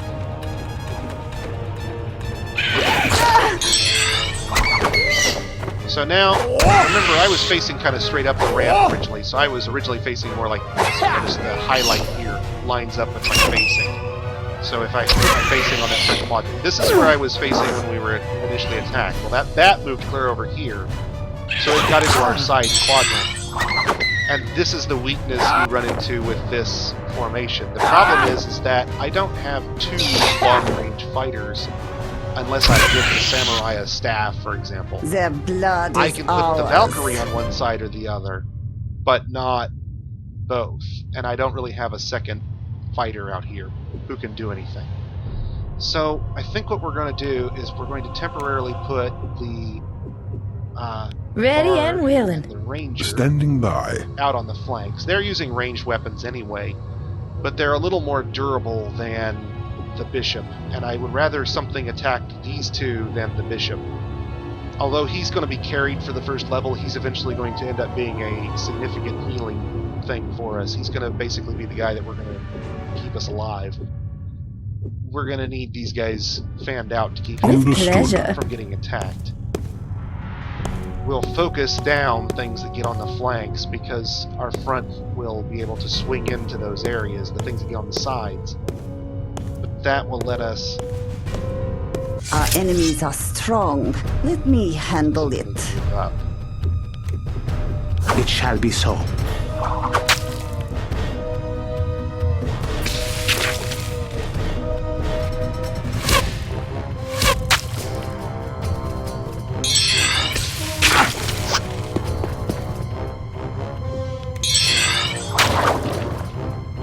I've basically got them on autopilot because we're going to run around these first couple guys, and we're going to talk about our Bishop.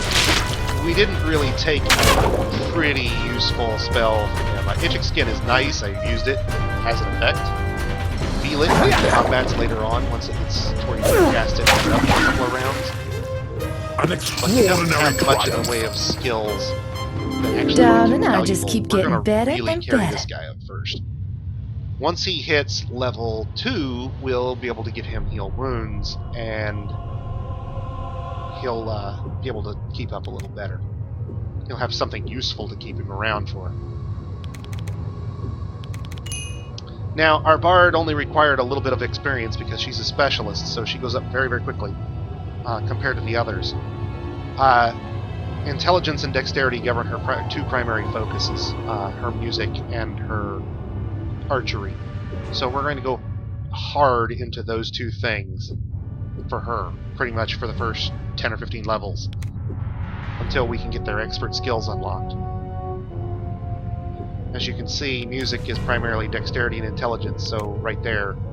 And then bow is dexterity with strength behind it, and ranged combat is senses with intelligence behind it. So we get half of this and all of that. Locks and traps, dexterity and intelligence. So we can only focus on 3 things, basically, if we're going to give the full points to them. The more we spread out, the slower these will improve. The more effort it will require on your part, the more grinding it will require on your part. Oh, I'm sorry. Is the game music a little loud, guys? I hadn't checked the levels. That a little better. I'll turn down the options as well.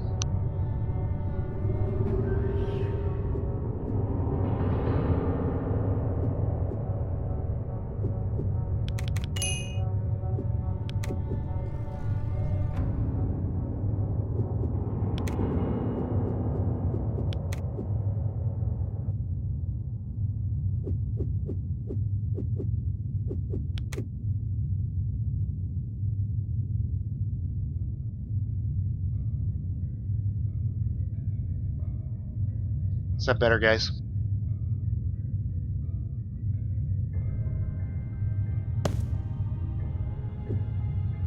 Okay, so searching deserves a mention here. Furniture in the world will have items sometimes hidden in it. And when you get near Observe. them, your searchers will call them out. Now, if you don't have a ranger who's auto-searching for us, basically, you'll want to turn search mode on. Search mode increases the chance that someone Behold, gets ambushed basically See, I by heard of mobs, where something. they get the first move. Oh, I heard of something. Oh, he's seeing the guys out there in the cave. See these neutral mobs? They're swimming in the water right there. So already, these two bookcases had an item near them, so once we approached them, our ranger found them right away because he's a searcher. If we didn't have our ranger, we wouldn't find them at all. They wouldn't even be detected unless we ran over them with a search on. And then even then, it's going to be based on your senses, and if you don't have somebody with a reasonable senses level in your group, you'll never find any of the hidden loot either. So our ranger is Standing primarily by. governed by senses and dex, so he's going to be finding all the hidden loot for us basically as we advance. Spotted a creature. And so we'll take the books. The books A deserve a brilliant mention. find. Our bishop will get every book we find because he's going to basically have to save his spell picks to get the high-level spells that don't come in books. Whereas all the specialist casters, the hybrids for us, have one school to focus on and a limited number of those level 6 and level 7 spells that don't have books. The bishop has every level 6 and level 7 spell in the game, and there's a good proportion of them that I'm probably going to want to take. The only way to get them is with skill ups at level ups, and so we want to spend as few of those on spells as possible in order to save them. This is contrary to how you would build most other characters. With them, you're going to want to spread your picks out so you can build up the schools and then take the good stuff as you go up higher. First class. Our bishop is going to spend a lot of time learning spells from books. That's the bad news. The good news is that the bishop also completely breaks the game. Our bishop is an alchemist, and frankly, any alchemist breaks the game, and we're going to have two of them. We're going to have a ranger who's an alchemist, and we're going to have our bishop who's an alchemist. And between the two of them, they're going to produce a cornucopia of potions for us, which we can then turn around and sell for greater sums than their base components, which are infinitely restocking. We will break the economy. You can do that with any alchemist once you get them to the appropriate level. Bishop and ranger and ninja and alchemist all effectively break the game. There, it's been said. And we're going to take advantage of it, because this is one of those old-school RPGs that exploiting it just makes sense. Even with that, we're going to do a lot of grinding on mobs just to keep our combat skills up, because we have so many hybrids. So there's going to be a lot of combat. Now, as we move around here, over there in the corner, there you don't see anything, but as we get closer, should be one of these corners has... Oh, it's that one over there. Has the arrows in it. There we are.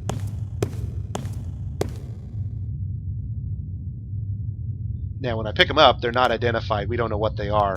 If I inspect them, that will identify them. Now, one of the tricks you can use to build up your skills, this being an old-school RPG, is to identify these things individually. You can split one of them off, put it in your inventory, identify it. Split another one off, put it in your inventory, identify it.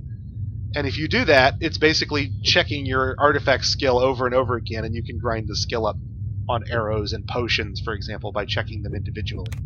So, for example, our bishop will take this unidentified longsword. Let's see if he can identify it. No, not yet.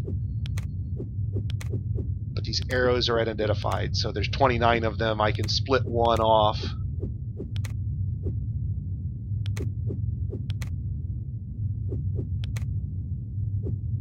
And his skill's not good enough. So let's see who can identify this. Nope, nobody yet. Okay, we'll have to put it aside. Once he gets a high enough skill, we'll be able to pull those items into his inventory and basically grind his skill up a little bit. Additionally, we'll make potions, and the potions we create will come out unidentified. You can split them off and then identify them one at a time for the skill ups. Basically, this is a game that expects you to have to do those sorts of tedious accountancy tasks in order to be up to snuff, if you will. The enemy will die So we've got some slowly. rats. Let's see what we've got here. These guys are too tough. We should be able to take them. Okay. With pleasure. I don't think we'll have to walk, and we've got them kind of at a doorway, which is really where we want them, so they'll come at us in small groups. Right out of the gate, your fighters are weak as kittens, basically. They miss routinely. They will do low damage, on their whatever their weapons are. Even the pole arm won't do much.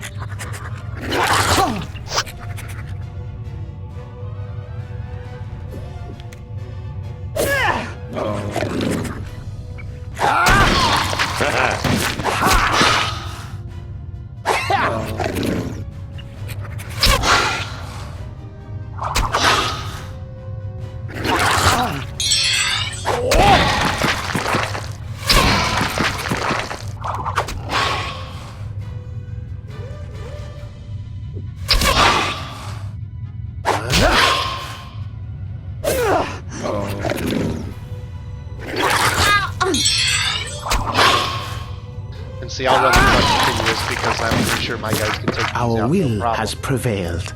But I notice my samurai is now down several hit points, my Valkyrie's down, my monk is down. We don't have a healer in the group yet. Our bishop hasn't yet learned the heal spell.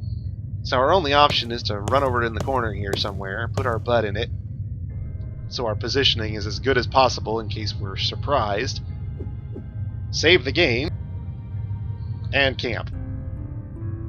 And our hit points will go up. Now, it doesn't take long. We can interrupt it. It doesn't take as long for a low-level party like ours. We can heal fairly quickly like this. But once you start getting a larger number of hit points, camping for your hit points starts to get very, very slow.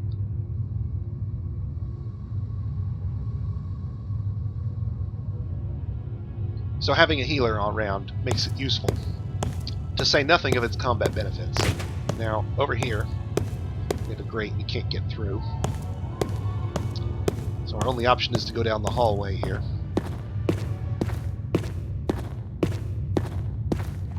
I spot new victim. Let me at him! Okay.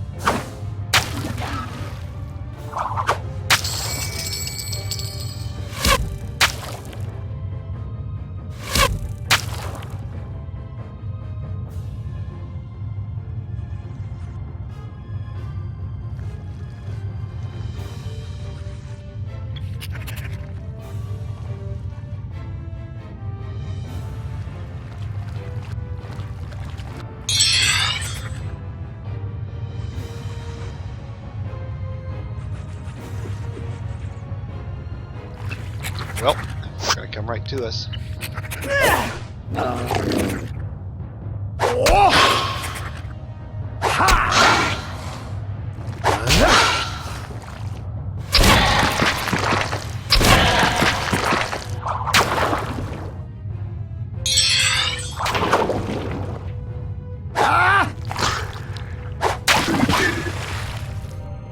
Their blood is ours. I think I am getting better. Now our hybrids are going to go up. They've finally reached enough XP. Now, keep in mind, this person is going to primarily be our frontline tank, so the problem is we need strength to go up for their hit, because this increases their chance to hit with weapons, basically. We need dexterity to go up for hit. We need vitality to be a tank. We need piety to be a caster. So this person's never going to be as effective as a pure tank up front. That's why we're kind of spreading it out amongst our three guys, hopefully. So we're going to go dex and strength, because we need to get those up for her weapon skill.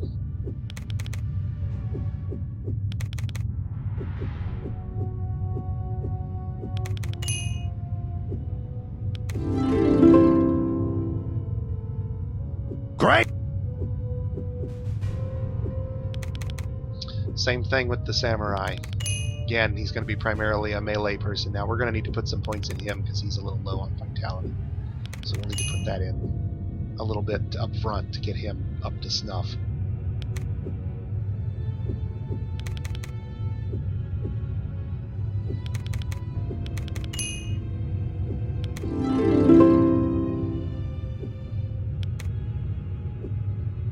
Now, I don't get to spend any attribute points for the monk. Remember, he's an apprentice, so he started off in the negative. He was negative 15 to start, now he's negative 9. It's put those points here to even them out. I do get to spend points in his skills, just like always. Stealth increases your armor class, basically.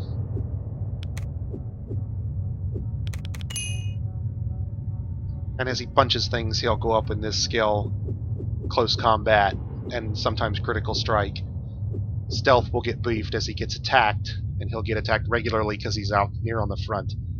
So early on, we're going to have to kind of Experience is the limp best along a little teacher. bit here, and then they'll start to get to the point where we can push through groups. For our ranger, we're looking at senses. He's our primary searcher, and dexterity for his weapon. Senses will also get us access to the Eagle Eye, I think it is, special ability at the end, his skill.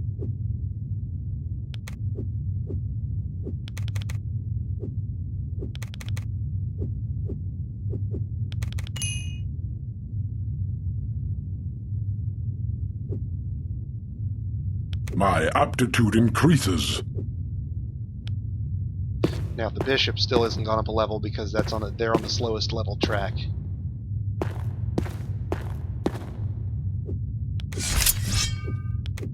Understood.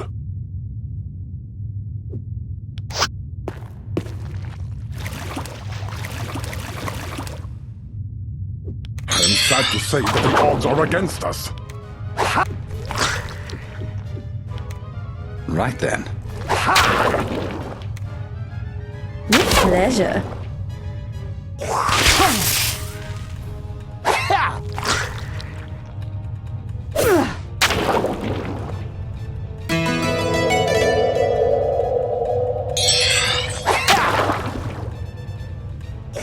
And the bard casts basically it eats up With stamina. pleasure. So eventually to get the one status effects from it. We win, naturally. Ah, my And now talents our have been elite you class finally bellowed. levels up.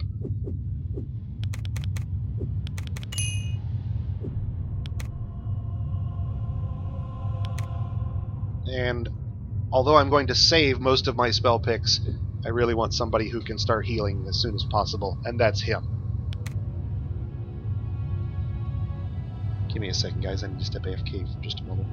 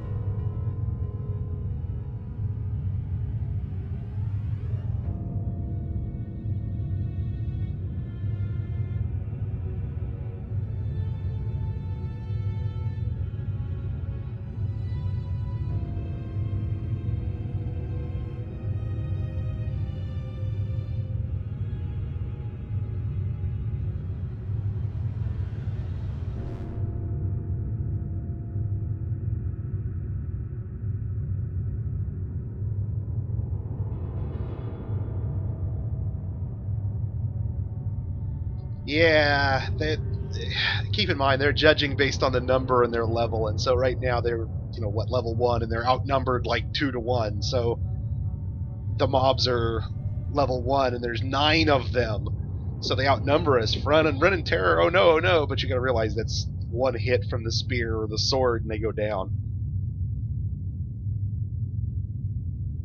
Now, our bishop, remember, we're kind of tinkering with him. So already he's hit level 15 in alchemy, and this is the level at which alchemy breaks the world. So congratulations, we now have broken the economy completely.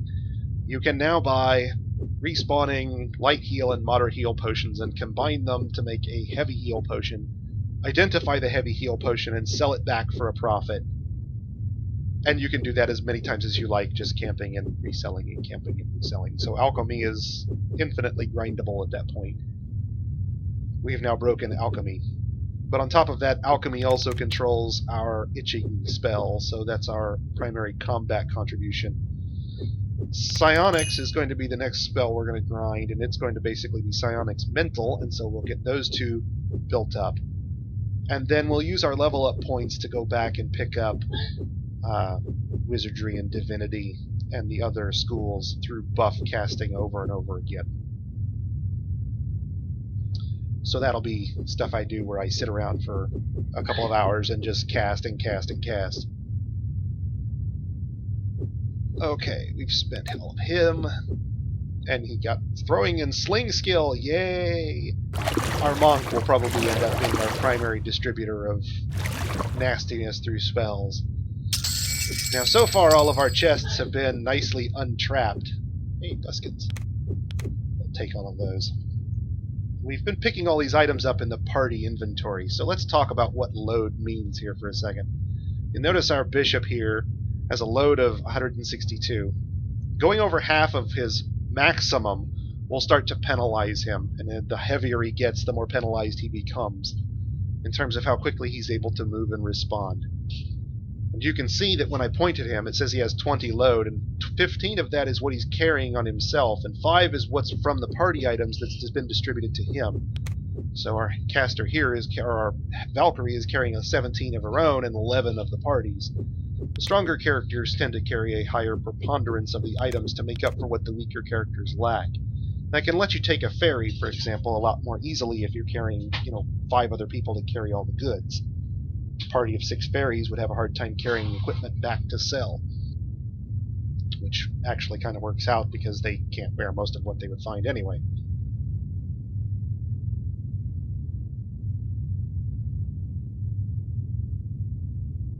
Yeah, so already our bishop has broken the game. Our ranger will proceed to break the game again later. That's basically how it works. But that's okay, because this game is under no obligation to play fair, and we will probably have to reload at some point. It has no... I don't think he can wear buskins, can he? Oh, he can wear buskins, so we'll give him the buskins. And these are standard sandals, aren't they? Yes, they are. I think everybody else has footwear. Nope, she doesn't, so now she has shoes. Congratulations, the bard actually comes with no shoes. Think about that for a minute. Not even a pair of sandals. Penniless. Unfortunately, we haven't found any sling bullets, so our monk is about ready to run out, or our bishop is about ready to run out of sling bullets. And our monk doesn't have... Did I take his sling off? Oh, we haven't found a sling for him yet, have we? So we'll split his inventory. Give some to the bishop. There we go. Okay.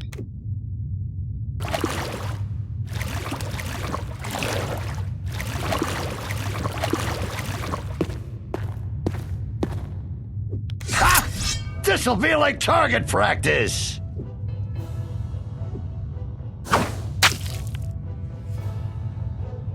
Now these early weak enemies will quickly be replaced by things that can't be simply killed by 2 guys attacking them once at range. So there's an item, there's some darts. Well, you can give those to the monk, he can throw those. What is your will? That'll let us save the shuriken for later. They're a little more damaging, and I'd like to save them for something we need them for. Behold! And we found another bow.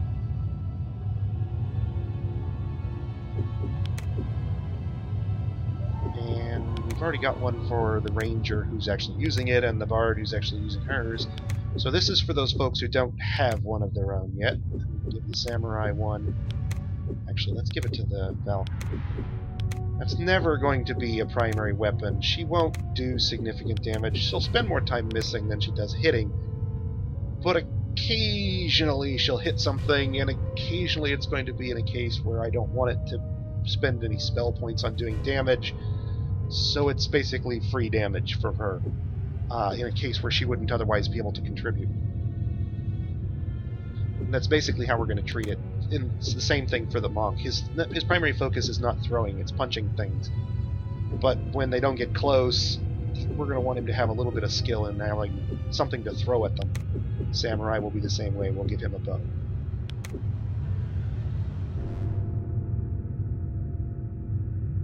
Oh, I didn't say the game isn't fair. I'm not saying that it doesn't, roll its numbers and distribute them equitably. It's just under no obligation to tell you how things work. So you have no way of knowing at level 1, when you first start this game going into it, the real impacts of all of these things. They hide skills, for crying out loud. Effectively denying to the players what they are or how they exist. If I took a party that had no divine casters except a Valkyrie, for example... Enemies? Good. They I will could die. effectively Taken get care into a of. situation where I had no divine casters until my Valkyrie came of level 5, and then all of a sudden I'm thrown into knowing how divine spells work, despite having never spent any points on them in character. And it doesn't really tell you how they impact in terms of which one is important. Darling, I just keep getting So, better and better. A brief word about that, now that our bard is leveled up again. Let's look at our skills again here. Bounce over to our bishop, because he's a good example. There's a primary school, like alchemy, a spellbook school, and then a realm school for what type of magic it is. So an alchemy earth spell, for example, or a divinity divine spell. These determine what types of effects you get. This determines what skill you're using to cast it. Now the bishop only improves the highest skill that it shares. So, for example, if a spell existed both for Wizardry, Divinity, Psionics, and Alchemy, say it was on all 4 skill lists. I don't think there is. I think Heal is on 3, in case as many as there is. But say there was 4. If he cast it, it would only improve Alchemy and its realm, whatever that realm was. If a skill is specifically Psionics, in other words, only Psionics has it, then only Psionics would be improved, because it's the only skill eligible. If it shared 2, the highest of the 2 would be applied. So any skill list that's on Alchemy right now will stay on Alchemy. But Charm is only on the Priest and Psionic list, and our Psionic is higher than our Divinity, and will stay so because we don't have any divine spells. So this order here will stay until I can exploit them for what they are, and then we will catch these 2 up, and these other realms will catch up as we put points into them, basically. And they'll lag. But that's how it works for these guys. Now, each one of these guys that only has 1 school, which I can't show you because they hide it from you until you actually get it, won't have all of the schools. They'll have 1 school and the realm spells. The realms affect whether you fizzle more often or not, basically. And it improves your resistance. The school spells determine what you have available to you, and whether you can cast it or not. Observe.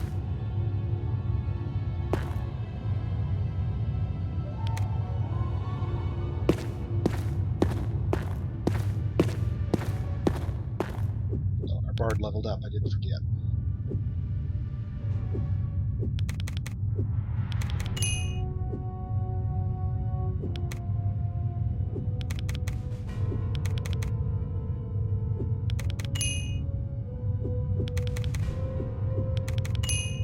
I do want that to have some. I want it to be able to go up reliably when I get to use it.